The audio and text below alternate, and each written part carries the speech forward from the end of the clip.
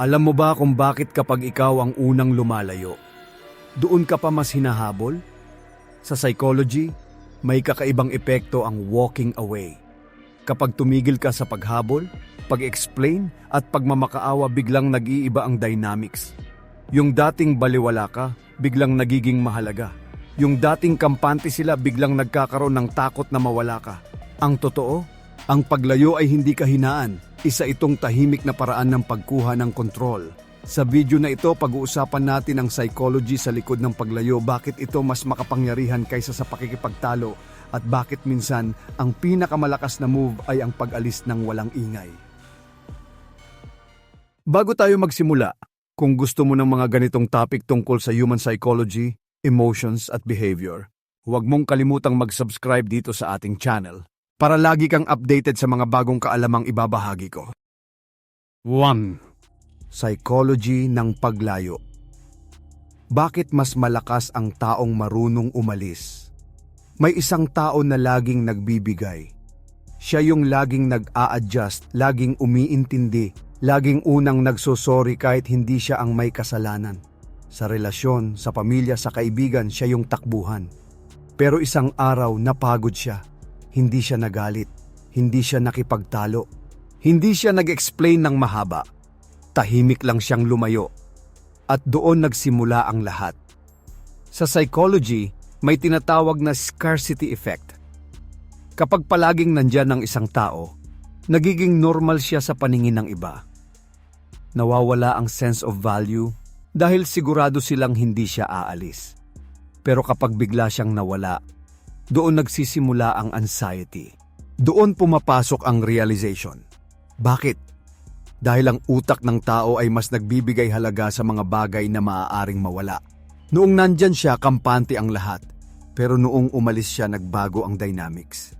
Yung dati niyang presence na parang ordinaryo lang, biglang naging mahalaga. Yung mga bagay na ginagawa niya, saka lang na-appreciate nang wala na siya.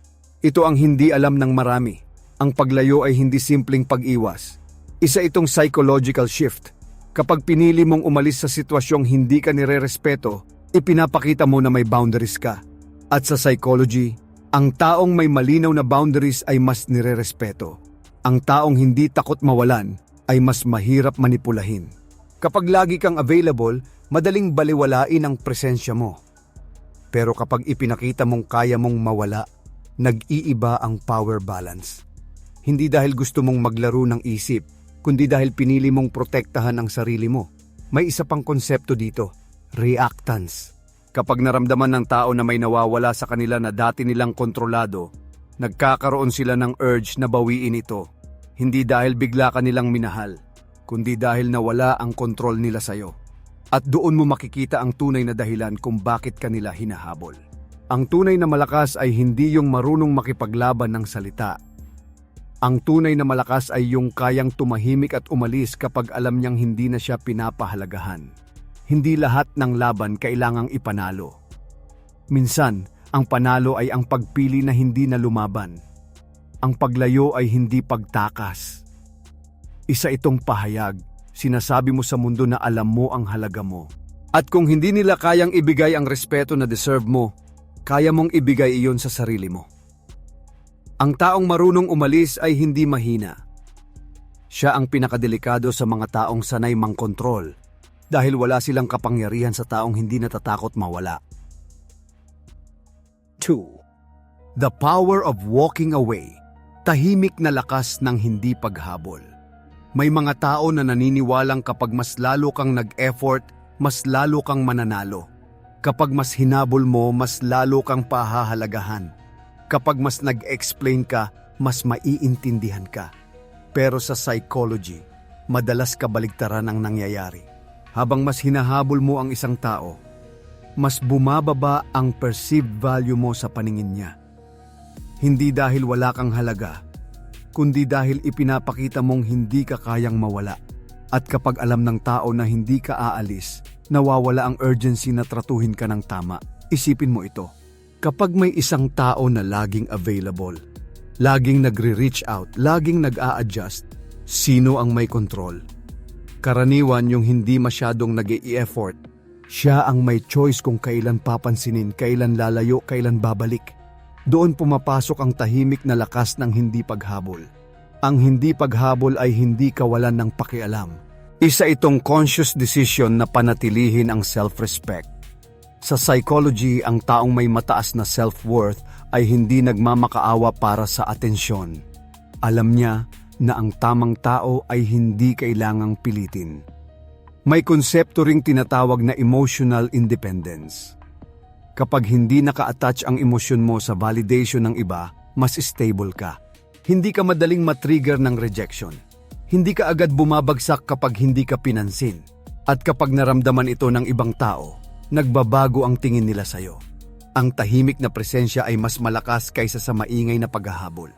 Kapag huminto ka sa pag-explain at paghabol, napipilitan silang mag-isip. Bakit siya tumahimik? Bakit siya hindi na nagre-reach out? Ang pagkawala ng effort mo ang nagiging mensahe. Sa totoo lang, mas nakaka-curious ang taong hindi humahabol. Dahil may misteryo, may distansya. At sa psychology, ang distansya ay lumilikha ng attraction. Ang paglayo ay hindi laro. Hindi ito strategy para manipulahin ang iba. Ang tunay na power ng walking away ay nanggagaling sa desisyon na unahin ang sarili. Kapag hindi ka pinapahalagahan, hindi mo kailangang patunayan ang worth mo. Kapag hindi sila sigurado sa'yo, huwag mong gawing misyon ang kumbinsihin sila. Minsan, ang pinakamalakas mong move ay ang tumigil.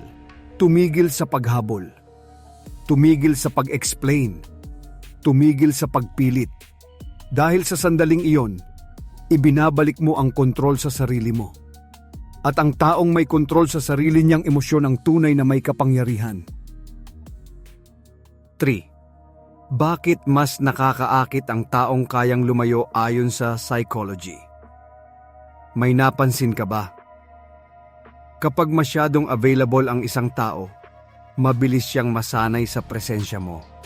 Pero kapag alam niyang kaya mong umalis anumang oras, biglang nag-iiba ang trato niya sa'yo. Hindi ito coincidence. May psychology sa likod nito. Una, may tinatawag na scarcity principle. Mas nagiging mahalaga ang isang bagay kapag hindi ito laging accessible. Kapag ipinakita mong kaya mong lumayo, hindi ka na automatic option. Nagkakaroon ka ng rarity. At sa isip ng tao, ang rare ay mas attractive. Pangalawa, ang taong kayang lumayo ay nagpapakita ng mataas na self-worth. Hindi niya kailangang magmakaawa para manatili. Hindi niya kailangang patunayan ang halaga niya. At sa psychology, ang confidence na hindi maingay ay mas malakas kaysa sa paulit-ulit na paghingi ng validation. Kapag naramdaman ng tao na hindi ka takot mawalan, nagkakaroon sila ng subconscious respect dahil alam nilang hindi ka madaling kontrolin. May isa pang factor dito, uncertainty. Ang utak ng tao ay naa-attract sa hindi niya ganap na hawak o sigurado. Kapag alam nilang hindi ka nakadepende sa kanila, nagkakaroon ng challenge. At ang challenge ay nagpapataas ng interest. Pero hindi ito tungkol sa paglalaro ng isip. Ang tunay na attraction ay nanggagaling sa emotional stability. Ang taong kayang lumayo ay kadalasang emotionally regulated. Hindi siya agad nagre-react sa drama. Hindi siya nagpapanik kapag may tension. Kaya niyang pumili ng kapayapaan kaysa validation. At iyon ang bihira. Sa isang mundo na maraming takot maiwan, ang taong hindi takot umalis ay kakaiba. Hindi dahil wala siyang pakialam, kundi dahil alam niya ang limitasyon niya. Alam niya kung kailan siya hindi na nire-respeto. At kapag umalis siya, hindi ito para habulin siya, kundi dahil alam niyang may mas deserve siyang trato. Ang pinaka nakakaakit na tao ay hindi yung pinakamalakas magsalita o pinakamalakas mag-pursue, kundi yung taong kayang tumayo, ngumiti, at lumakad palayo ng may dignidad kapag alam niyang hindi na siya pinapahalagahan. 4. Walking away. Effect. Paano ka lalong nire-respeto? Kapag hindi ka nagmamakaawa, may mga sitwasyon sa buhay na parang mas lalo kang nawawalan ng halaga habang mas lalo kang nagsasalita. Habang mas pinapaliwanag mo ang side mo, mas hindi ka pinapakinggan. Habang mas nagmamakaawa ka, mas bumababa ang respeto sa'yo. Bakit ganito? Sa psychology, May malinaw na koneksyon ang self-respect at kung paano ka tratuhin ng iba. Kapag ipinakita mong handa kang tiisin ang hindi magandang trato para lang manatili, nagbibigay ka ng mensahe na kaya mong i-compromise ang sarili mong boundaries. At kapag nakita ito ng tao, natural nilang tinatest ang limit mo. Ang walking away effect ay nagsisimula sa sandaling tumigil ka. Tumigil sa pagmamakaawa, tumigil sa sobrang pag-explain, tumigil sa paghabol ng validation. Kapag hindi mo na hinahabol ang approval nila, nagbabago ang dynamics. Bigla nilang nararamdaman na may posibilidad kang mawala. At doon pumapasok ang respeto. Hindi dahil takot silang iwan mo sila, kundi dahil nakita nilang kaya mong piliin ang sarili mo. Sa behavioral psychology, ang tao ay mas nire-respeto ang taong may malinaw na consequence. Kapag alam nilang may hangganan ka at kaya mong panindigan ito, mas nag-iingat sila kung paano ka tratuhin. Ang pagmamakaawa ay naglalagay sa iyo sa mababang posisyon. Ang paglayo ay nagbabalik ng balanse. Isipin mo ito. Kapag may isang tao na patuloy na nagpapakita ng desperasyon, nawawala ang challenge. Nawawala ang sense ng equality. Pero kapag tahimik kang lumayo, pinaparamdam mo na hindi ka opsyon na pwedeng baliwalain. May isa pang dahilan kung bakit ito epektibo. Ang katahimikan ay nagbibigay ng espasyo para mag-isip ang kabilang panig. Kapag wala ka na para mag-explain, napipilitan silang harapin ang sarili nilang behavior at madalas, doon nila nare-realize ang mga pagkakamali nila. Ang paglayo ay hindi tactic para manipulahin ang iba. Ito ay desisyon para protektahan ang dignity mo. Hindi mo kailangang ipaglaban ang lugar mo sa buhay ng isang tao na hindi ka kayang pahalagahan. Ang respeto ay hindi hinihingi. Ito ay kusang ibinibigay sa taong alam ang halaga niya at hindi natatakot ipakita ito sa pamamagitan ng pag-alis. 5. Psychology ng detachment. Ang sikretong armas ng taong hindi kumakapit. May mga tao na kapag naramdaman nilang lumalayo ang isang tao, mas lalo silang kumakapit. Mas nagiging clingy. Mas nagiging emosyonal. Mas natatakot maiwan. Pero may iilan na kabaligtaran ang ginagawa. Kapag nakita nilang hindi na sila pinapahalagahan, hindi sila nagmamakaawa, hindi sila humahabol, hindi sila nagsusumamo para manatili. Tahimik silang nagde-detach. Sa psychology, ang detachment ay hindi pagiging malamig o walang pakialam. Isa itong anyo ng emotional regulation. Ibig sabihin, kaya mong kontrolin ang reaksyon mo kahit may emosyon kang nararamdaman. Ang taong marunong mag-detach ay hindi alipin ng takot sa pag-iisa. Hindi siya nakadepende sa validation ng iba para maramdaman ang halaga niya. May konsepto na tinatawag na attachment dynamics. Kapag masyado kang nakakapit, mas lalo kang nagiging dependent sa response ng kabilang panig. Ang mood mo nakabase sa reply nila. Ang confidence mo nakabase sa attention nila. Pero kapag nag-detach ka, binabawi mo ang kontrol na iyon. Hindi mo na hinahayaan na ang kilos ng ibang tao ang magdikta ng emosyon mo. Hindi ka na nag-o-overanalyze ng bawat mensahe. Hindi ka na nag-aabang ng pansin. At dito nagiging malakas ang detachment. Kapag hindi ka madaling maapektuhan, mas nagiging stable ang presence mo. At ang stability ay nakaka-attract ng respeto. Ang taong hindi kumakapit ay mahirap manipulahin. Dahil wala kang mahahawakan na takot para kontrolin siya. May isa pang dahilan kung bakit ito epektibo. Kapag naramdaman ng tao na hindi ka na emotionally dependent sa kanila, nagkakaroon sila ng awareness na hindi ka nila pagmamay-ari. At ang bagay na hindi mo pagmamay-ari ay mas pinahahalagahan mo. Pero malinaw dapat ito. Ang detachment ay hindi pagiging manhid. Hindi ito pag-iwas sa pagmamahal. Ito ay paglalagay ng healthy distance kapag hindi na balanse ang sitwasyon. Ang tunay na lakas ay hindi nasusukat sa kung gaano kakakapit, kundi sa kung gaano kakalakas bumitaw kapag alam mong hindi na ito tama para sa'yo. 6. Paglayo bilang kontrol. Paano binabago ng distansya ang dynamics ng tao? Sa bawat relasyon, may tinatawag na power dynamic. May isang mas nag-i-invest ng emosyon at may isang mas kampante. Madalas kung sino ang mas takot mawalan, siya ang mas nag-a-adjust. Pero ano ang mangyayari kapag ang taong laging nandyan ay biglang lumayo? Nagbabago ang balanse. Sa psychology, ang distansya ay hindi lang pisikal. Ito ay emotional space. Kapag naglagay ka ng distansya, binabago mo ang access ng ibang tao sa'yo. At kapag nabawasan ang access, tumataas ang awareness sa presensya mo. Habang palagi kang available, nagiging predictable ka. At ang predictability ay nagbibigay ng comfort, pero minsan, nagdudulot din ito ng complacency. Kapag lumayo ka, nawawala ang comfort na iyon. Doon pumapasok ang psychological shift. Ang taong dating sigurado sa'yo ay magsisimulang magtanong, bakit siya hindi na tulad ng dati? Bakit hindi na siya agad sumasagot? Bakit hindi na siya nagre-react? Ang distansya ay naglalagay ng uncertainty. At sa human behavior, ang uncertainty ay nagtitrigger ng attention. Mas iniisip natin ang mga bagay na hindi natin kontrolado. Mas binibigyan natin ng oras ang mga taong hindi natin sigurado. Ito ang dahilan kung bakit ang paglayo ay nagiging anyo ng kontrol. Hindi mo kinokontrol ang ibang tao. Kinokontrol mo ang sarili mong availability. Pinipili mo kung kailan ka papasok at kailan ka lalayo. At sa sandaling iyon, hindi ka na basta-basta naaapektuhan ng kanilang mood o desisyon. May isa pang epekto ang distansya. Nagbibigay ito ng malinaw na mensahe na may hangganan ka. Kapag hindi ka na nirerespeto, hindi ka na basta mananatili. At kapag may consequence ang kanilang actions, mas nagiging maingat sila sa susunod. Pero mahalagang maintindihan ito. Ang paglayo bilang kontrol ay hindi manipulation. Hindi ito silent treatment para parusahan ang iba.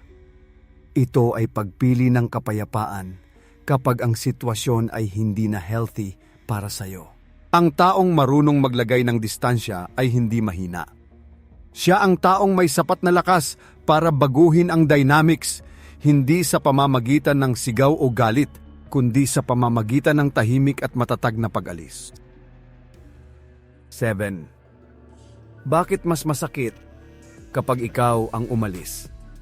Psychology explained. May kakaibang sakit kapag ikaw ang nagdesisyong umalis. Hindi ka naman iniwan, hindi ka tinaboy, ikaw ang pumili. Pero bakit parang mas mabigat? Bakit parang may parte sa'yo na gustong bumalik kahit alam mong tama ang ginawa mo?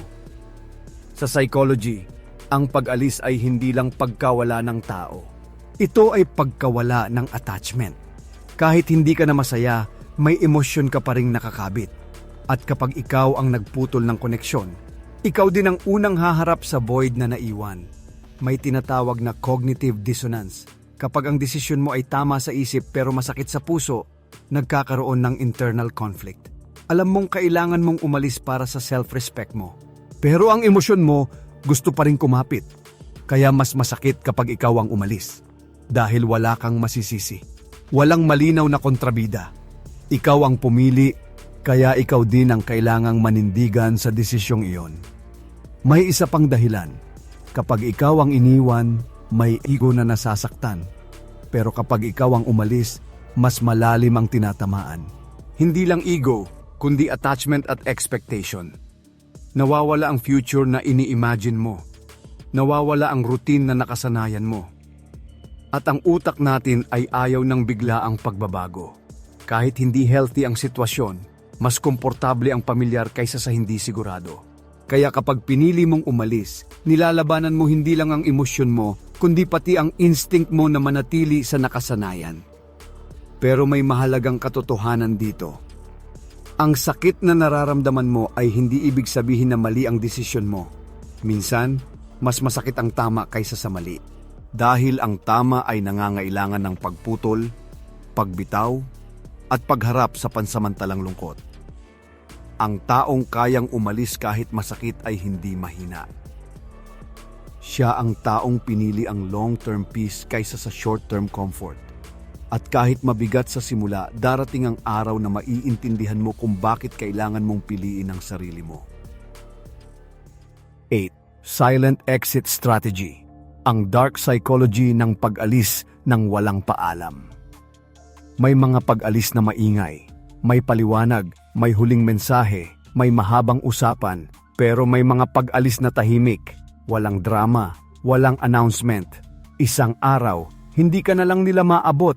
Bakit mas mabigat minsan ang ganitong klaseng pag-alis? Sa psychology, ang utak ng tao ay naghahanap ng closure.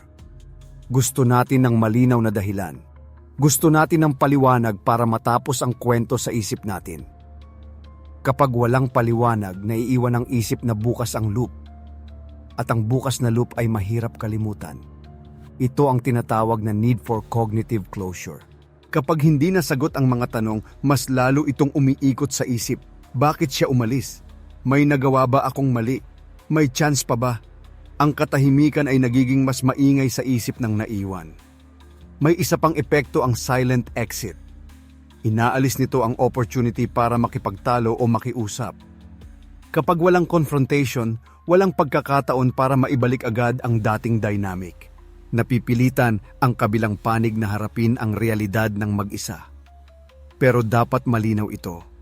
Ang silent exit ay hindi palaging manipulation. Minsan, ito ay resulta ng pagod. Kapag paulit-ulit na ang paliwanag at hindi pa rin nagbabago ang sitwasyon, may mga taong pinipiling manahimik na lang at umalis. Sa dark psychology, ang hindi pagbigay ng closure ay maaaring magdulot ng mas malalim na epekto kaysa sa mahabang argumento, dahil ang hindi nasabi ay mas matagal manatili sa isip kaysa sa mga salitang narinig na. Ang distansya na walang paliwanag ay lumilikha ng misteryo, at ang misteryo ay nagpapataas ng emotional intensity. Ang tunay na layunin ng pag-alis ay hindi para guluhin ang isip ng iba. Ang tunay na dahilan ay para protektahan ang sarili kapag ang pag-uusap ay hindi na epektibo. Ang pinakatahimik na pag-alis ay minsan ang pinakamalinaw na mensahe. Kapag wala ka ng sinabi at pinili mong mawala, ipinapakita mo na tapos ka na. At sa psychology, ang kawalan ng access ay mas malakas kaysa sa kahit anong huling salita. 9. Walking away from toxic people. Ano ang nangyayari sa isip nila? Kapag lumayo ka sa isang toxic na tao, madalas iniisip mo kung ano ang mararamdaman nila. Mapapansin ba nila ang pagkawala mo? Hahabulin ka ba nila? O wala lang sa kanila? Pero sa psychology, may mga bagay na halos pare-pareho ang pattern. Ang toxic dynamics ay kadalasang nakabase sa control at emotional reaction. Hanggat nagre-react ka, may supply sila ng atensyon, validation o drama. Kapag sumasagot ka, nagpapaliwanag ka o nagagalit ka, nananatiling buhay ang connection. Pero kapag bigla kang lumayo, napuputol ang pattern. Ang unang nangyayari ay confusion. Dahil sanay silang may access sa'yo, ang pagkawala mo ay nagiging disruption. Hindi nila agad maintindihan kung bakit hindi ka na tumutugon sa dati nilang paraan. Pangalawa, ay pagkawala ng kontrol.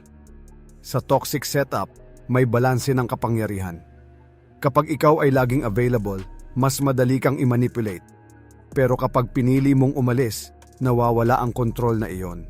At para sa taong sanay may hawak ng sitwasyon, ito ay nakakabahala. May konsepto rin na tinatawag na ego threat. Kapag may taong umalis sa kanila, lalo na kung hindi sila ang nagdesisyon, natatamaan ang ego nila. Hindi dahil mahal ka nila, kundi dahil hindi nila inaasahang may kakayahan kang lumayo. Minsan, susubukan ka nilang balikan.